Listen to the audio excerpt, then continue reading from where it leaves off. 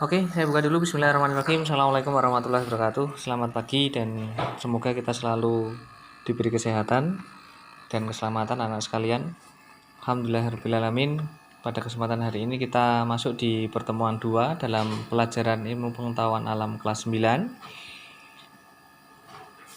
Di pertemuan kedua pada bab reproduksi manusia ini, kita nanti akan membahas tentang proses pembentukan sel kelamin. Di pertemuan sebelumnya kita sudah membahas tentang organ-organ reproduksi baik pria maupun wanita. Nah, pada kesempatan kali ini di pertemuan 2 kita akan mempertegas di proses pembentukan sel kelaminnya. Dalam hal ini pada pria, sel kelamin pria adalah sperma dan sel kelamin pada wanita adalah ovum atau sel telur. Sebelum masuk ke inti dari pembahasan sel kelamin, pembentukan sel kelamin, maka ada satu hal yang perlu kita pelajari, yaitu tentang pembelahan sel. Dulu kita sudah mendapatkan materi sel di kelas 7, organ-organ sel yang terdiri dari mitokondria, kemudian ribosom, badan Golgi, dan seterusnya itu. Pada kesempatan hari ini kita akan bahas tentang proses pembelahan sel itu sendiri. Mengapa sel itu membelah? Tujuannya adalah satu, yaitu untuk bereproduksi untuk berkembang biak, memperbaiki keturunan. Kemudian yang kedua, untuk pertumbuhan. Artinya anak yang awalnya kecil, umur 1 bulan, 2 bulan, 3 bulan, sampai 1 tahun, 2 tahun, pastinya akan memiliki ukuran yang semakin lama semakin besar dari sisi massa, kemudian tinggi badannya. Maka di situ peran siapa? Sebenarnya karena peran sel yang membelah. Kemudian yang ketiga adalah pergantian sel yang rusak. Jadi ketika kita mengalami luka, ada memar, disitulah peran sel yang mana dia melakukan pembelahan dalam rangka untuk mengganti sel-sel tubuh kita yang rusak. Nah, dari sini kenapa kita mempelajari pembelahan sel ini? Karena kita nanti intinya pada di sini untuk bereproduksi yang mana apa? Sel-sel kelamin kita itu membelah untuk menghasilkan sel telur maupun sel sperma. Oke, masuk yang berikutnya, jenis pembelahan sel. Jenis pembelahan sel itu nanti dibagi menjadi 2. Yang pertama ada mitosis, yang kedua ada pembelahan meiosis. Apa perbedaan keduanya? Kalau mitosis itu tempat terjadinya ada pada sel tubuh manusia. Jadi fungsinya berada di sel tubuh manusia. Hasilnya adalah diploid, hasilnya adalah sel diploid. Kemudian dalam proses pembelahan sel mitosis itu ada fase yang namanya fase interfase, atau fase istirahat. Tujuan utama pembelahan mitosis itu adalah untuk pembentukan sel tubuh. Sel tubuh yang dimaksud tadi saya sampaikan secara umum yang di depan tadi, bahwa tujuannya adalah satu untuk pertumbuhan, yang kedua bisa jadi untuk mengganti sel-sel yang rusak. Kemudian berikutnya untuk mitosis itu fase pembelahannya ada satu siklus yang mana satu siklus terdiri dari namanya tahapan profase, tahapan metafase, tahapan anafase, kemudian ada telofase. Ini adalah tahapan satu siklus pada pembelahan sel. Nanti saya jelaskan apa itu profase, metafase, anafase, dan telofase. Kemudian pada proses pembelahan meiosis, ini tempat terjadinya adalah sel kelamin. Hasilnya adalah bersifat haploid atau N. Ini tadi 2N, ini N. Tahapan interfasenya tidak ada, tanpa tahapan interfase. Tujuannya adalah pembentukan sel kelamin. Dalam hal ini yang akan kita bahas, yaitu pembentukan sel kelamin pria atau sperma yang kita sebut nanti dengan istilah spermatogenesis, dan yang kedua adalah pembentukan sel telur atau oogenesis. Fasenya terdiri dari dua fase. Dua fase itu atau dua siklus. Berarti nanti dia akan mengalami ini profase 1, metafase 1, anafase 1, telofase 1. Setelah itu pecah lagi. Jadi profase 2, metafase 2, anafase 2, telofase 2. Nah, secara umum digambarkan sebagai berikut ini. Oh, ini kita punya sel anakan ini, kemudian pecah. Set nih. Mengalami proses baik dari profase, metafase, anafase sampai telofase, sampai akhirnya menghasilkan dua anakan. Dua anakan yang bersifat 2N. Artinya memiliki kromosom yang sepasang. Ini memiliki kromosom yang sepasang. Kalau meiosis ini nanti prosesnya ada dua kali ini. Jadi dua kalinya proses ini tadi ada dua siklus. Yang pertama ini tadi melalui proses awal profase sampai metafase, telofase, ini terbentuk dua anakan ini. Dua anakan ini kemudian dia pecah lagi, metafase 2 dan seterusnya sampai akhirnya terbentuk anakan lagi. Total anaknya 4 yang sifatnya adalah N atau haploid.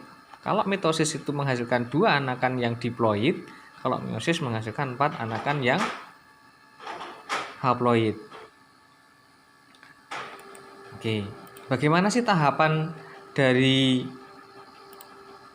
pembelahan mitosis? Atau sebenarnya meiosis juga sama, tapi saya jelaskan salah satu saja. Cuma nanti dia ada dua kali proses. Tahapan tadi terdiri dari 1 profase, yang kedua metafase, ketiga anafase, keempat telofase.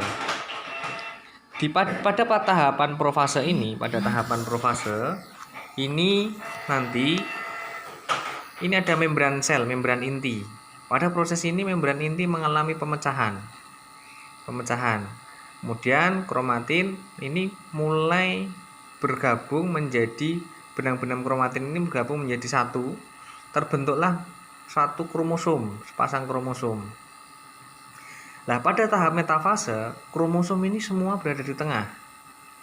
Berada di tengah sebuah sel.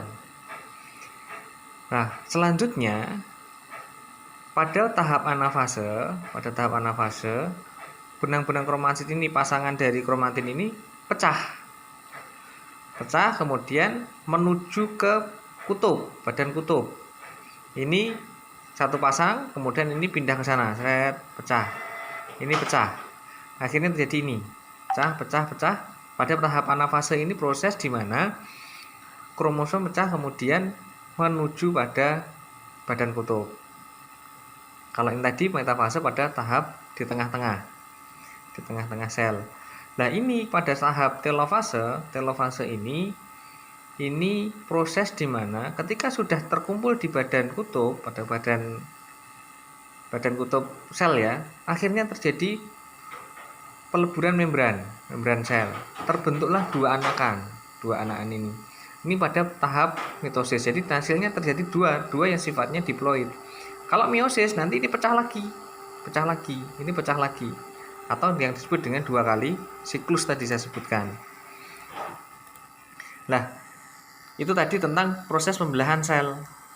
Kemudian yang inti yang kita pelajari adalah proses spermatogenesis dan oogenesis. Ini yang proses yang disebut dengan proses spermatogenesis atau pembentukan sel sperma. Yang pertama ada spermatogonium. Spermatogonium itu sel epitel genital atau sel benih yang mengalami proses meiosis 1. Ini ya, spermatosit yang sifatnya 2N atau diploid, kemudian pecah melalui meiosis 1. Nih, tapi sifatnya masih diploid, kemudian dia pecah lagi, karena saya sampaikan tadi meiosis ada 2 tahap. Pecah lagi, terbentuklah spermatid yang sifatnya sudah haploid atau N. Nah, ini sekali proses spermatogenesis terbentuklah 4 anak sperma sel sperma ini terbentuk 4. Jadi spermatogenesis adalah proses pembentukan sel sperma pada manusia pada proses ini sel kelamin pria mengalami pembelahan secara meiosis. Tadi saya sampaikan di awal kalau meiosis itu pembelahan untuk sel kelamin. Satu proses dihasilkan 4 sperma. Dalam setiap hari testis kita bisa memproduksi 100 juta sperma. Jadi sperma manusia itu pada laki-laki cukup banyak.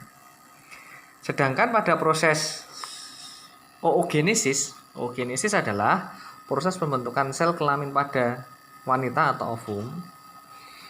Lah, prosesnya dari mana? Dimulai dari ini, oogonium. Kalau tadi di pria namanya spermatogonium, kalau di wanita namanya oogonium. Oogonium tadi sama, yaitu sel epitel genital atau sel benihnya yang dihasilkan dari ovarium. Kemudian mengalami pembelahan ini menjadi oosit primer yang sifatnya masih diploid 2N. Kemudian dia pecah, mengalami meiosis 1. Meiosis 1 menghasilkan oosit sekunder yang sifatnya 2N dan satunya lagi terbentuk badan polar. Badan polar ini nanti ini badan polar juga membelah menjadi badan polar yang diploid yang haploid, badan polar 1, badan polar 2. Sedangkan yang oosit sekunder tadi dia juga membelah secara meiosis lagi. Meiosis tahap 2, siklus yang kedua, yaitu terbentuklah ootit yang sifatnya haploid dan terbentuklah sekunder badan polar dan badan polar yang kedua. Ini tadi yang pertama membelah jadi badan polar, kemudian ini badan polar yang kedua tetap menjadi badan polar. Kemudian ootit ini terdiferensiasi menjadilah ovum. Nah, inilah terbentuknya sel ovum. Nah, di sini berarti ada berapa badan polar itu? Ada yang badan polar pertama ini bentuk 2, badan polar kedua menjadi 1 badan polar, jadi total ada 3 badan polar. Ini ovumnya ada 1.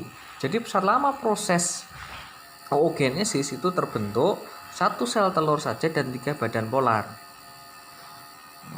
Jadi setiap proses pembelahan hanya terbentuk 1 ovum saja. Beda pada pria atau spermatogenesis yang terbentuk 4 sel, terus 4 anakan. Terbentuk 4 sel sperma ya. Nah, di sini kemana badan polar ini? Ketiga badan polar ini nanti akan terdegenerasi. Jadi 3 badan polar ini nanti akan terdegenerasi lagi, masuk ke dalam tubuh, mengalami proses lagi. Nah, yang untuk sel telurnya atau sel kelamin pada wanita ya hanya dihasilkan 1 ovum.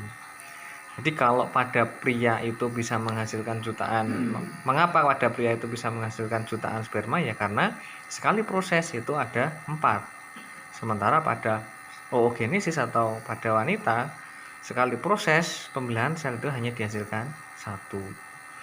Nah, demikianlah proses untuk kait dengan pembentukan sel kelamin, baik sel kelamin pria yaitu melalui proses spermatogenesis, dan yang kedua untuk sel kelamin wanita yaitu dengan menggunakan yang namanya proses oogenesis.